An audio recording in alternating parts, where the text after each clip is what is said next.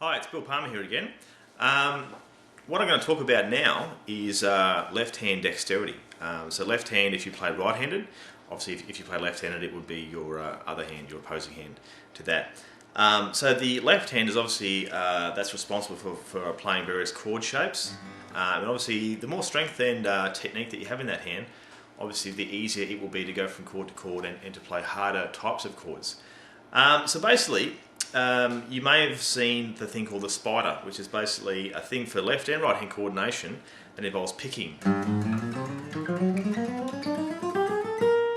There's various combinations of, there's a whole bunch of different ways of playing through that kind of thing, but basically that's, a matter of putting one finger after the other, and obviously this hand has to try and keep up with your left hand, or vice versa if you play left-handed.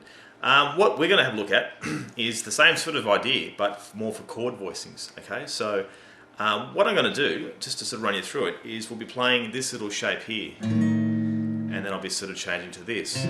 So I'm using all four fingers, and I'm going to try and sort of shift my shape up and down each group of four strings. So my first four will obviously be E, A, D, G, next four will be starting on the A string, last four starting on the D string.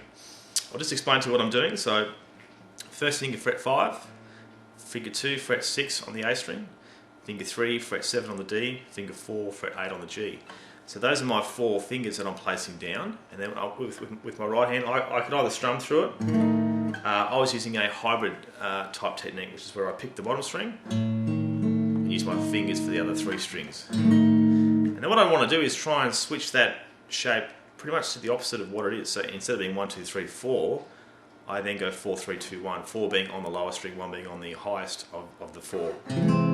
So then I change my string set, and then I'd go to my last highest set. And the idea being I sort of do it nice and smoothly, try and get a nice clean sound from one chord to the next, and obviously I'm sort of practicing changing from chord to chord, chord shape to chord shape. Then I can move it around different frets too.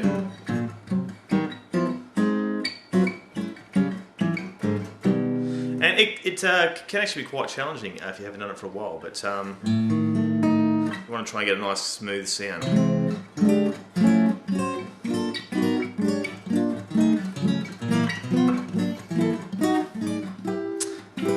Last one I didn't quite get it. So yeah, so look, that's a really great little exercise if you haven't tried that kind of thing before. And I haven't really explored it, but there would actually be other ways of playing that. Obviously, instead of going 1, 2, 3, 4, I'm sure you could come up with different things like, for instance, 2, 3, 4, 1. That could be one option, and then you could reverse that somehow. I'm not quite sure how you'd do that, but you would reverse it maybe like that. So yeah, so there are other ways of doing that. I would just have to sit down and actually work that out, which I haven't done, but perhaps you out there could try it. But that's a great little exercise, just for your left hand dexterity. The other thing that you can try for the left hand is to play some fairly kind of stretchy chords. And so when I say stretchy, I mean a wide distance from one fret to the next. I'll just give you some ideas where that's concerned. Here's a few that I've used before. Here's a very basic one. This involves the pinky, some pinky strength. It's a G add 9 chord, actually a G major 9 chord, sorry. Here's the chord. And it's basically my first finger on fret 3 of the low E string, finger 2, fret 5 on the A, and my pinky barring down on 7 on the D, the G and the B. So I'll put it all together. Obviously, I can move that round to other frets. It's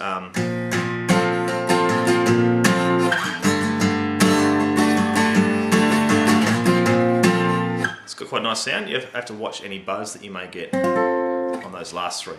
So that's a nice shape. It obviously involves a stretch, and it definitely requires some strength from your left hand. Some other shapes. You may have played in F triad like this before. It's basically going F here on the fret 8 of the A string. It's an A note on fret 7 of the D, fret 5 on the G, which is a C note, and the last one is an F again, fret 2, sorry not fret 2, finger 2, fret 6 on the B. So F, A, C, F.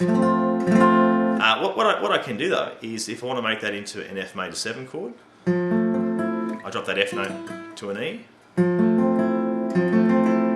If I want to make it into an F6, this is actually where it gets stretchy. I've got F, A, C, D. And that's more of a piano type voicing in that it's a very basic piano voicing, but these things can translate quite difficult to playing it on guitar. If I wanted to, I can make that into an F minor 6. I could go F, A flat, C, D. I'll just try and play that. It's quite tricky. So yeah, so that's another, I guess, kind of couple of voicings there that you can try out. I'll just play them again. F6 was like that, and F minor 6. A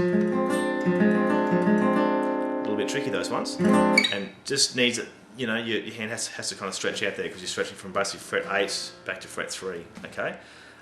Here's a few others. Here's a nice A minor type chord.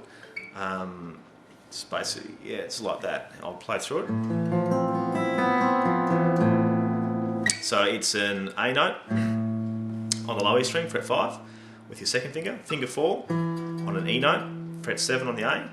First finger, fret 3 on the D, on an F note, and then third finger on a C note, fret 5 on the G. Put it all together, and you've got to make sure your fingers are nice and arched with this. And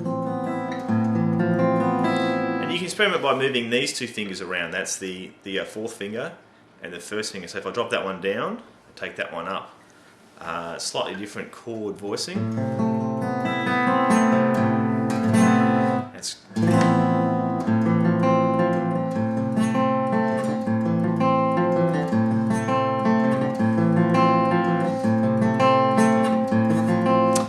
quite a challenging chord voice in that one.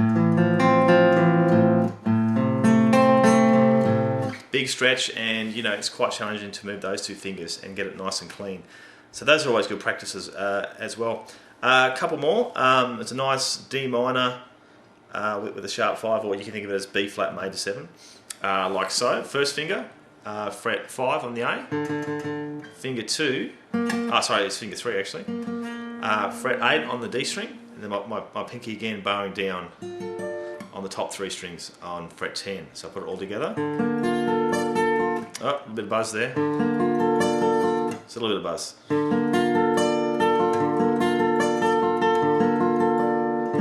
That's better. Quite a challenge to get that pinky to sit nice and fluently there. So these are chord voicings aren't so necessarily things that you would use in a song to get straight to, but it's more the kind of thing that you could use to sort of work on your stretch and your left hand dexterity. Couple others. There's a nice E7 altered chord. Basically involves going fret 7 on the A, fret 6 on the D, fret 5 on the G, and then first finger on fret 3 on the top 2 strings. Actually quite a challenging chord as well. And the last thing that comes to mind is a C6-9. It's quite a challenge to get this one nice and clean too, because you've got to have your fingers arched up enough. By the way, arching your fingers, it's best to have your thumb on the back of the neck and pushing down towards the base of the neck. You don't want to have your thumb up like that too much. You want to have it down, usually fairly straight up. You don't want it off to the side either. Up and down is the best. But the C6 chord is like so. It's quite a nice sound. But finger 2 on a C note, fret 3 on the A. Finger 4, fret 5 on the D. Finger 1, fret 2 on the G. Finger 2, fret 3 on the B string.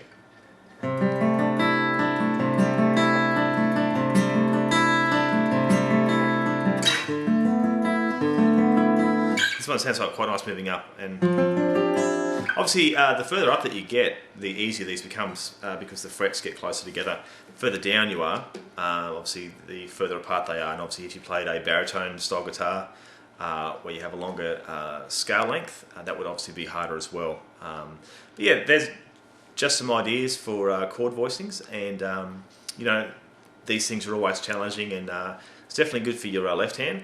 I would advise you, if you experience sharp pains or like tingling, I would definitely have a break. You don't want to sort of work through that sort of stuff, that's not helpful. And if you are having pain, just massage your hand. Just give it a good shake out if it needs that. But yeah, best of luck with those. And as before, if you think that you have something else to add, I'll be definitely interested in hearing it. So please leave a comment and I'll do my best to respond. Thank you. Have fun.